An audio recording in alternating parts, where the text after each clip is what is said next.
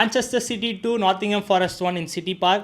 And எனக்கு தெரிஞ்சு இது செம கேமாக போச்சு. இது வந்து கண்டிப்பாக வந்து நியூட்ரல்ஸ் பார்க்கும்போது ஒரு தரமான கேம். ஃபர்ஸ்ட் ஹாஃப் வந்து எண்ட் டு எண்ட் ரெண்டு சைடும் இருந்தது. ஆனால் மேன் சிட்டியால் ஒரு ஷாட் ஆன் டார்கெட் கூட ஃபேஸ் பண்ண முடியல.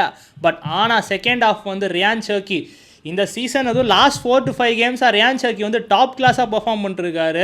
ஒரு செம செட்டப் பண்ணி டிஜானி ரெய்ண்டர்ஸ் வந்து கோல் அடித்து 1-0 போயிருப்பாங்க. ஓகே, யூஷுவல் ஸ்டோரி, சிட்டி 1 கோல் அடிச்சிட்டாங்க, இதுக்கப்புறம் சிட்டி ஈஸியாக ஜெயிக்க போகிறாங்கன்னு நினச்சோம். பட் அதுதான் இல்லை. இன்றைக்கி ஆக்சுவலி இகோர் ஜீசஸ் வந்து அப் ஃப்ரண்ட் செம்மையாக விளாண்டாரு. அண்ட் அதுக்கேற்ற மாதிரி ஒரு அசிஸ்ட் போட்டு ஒமாரி ஹச்சின்சன் ஈக்குவலைசர் அடிச்சிருப்பார். 1-1 ஆயிடுச்சு. ஸோ எனக்கு கேட்டிங்கன்னா இந்த கேம் சிட்டி பாயிண்ட்ஸ் ட்ராப் பண்ணுவாங்களா அப்படின்ற டைப் ஆஃப் அ கேம்.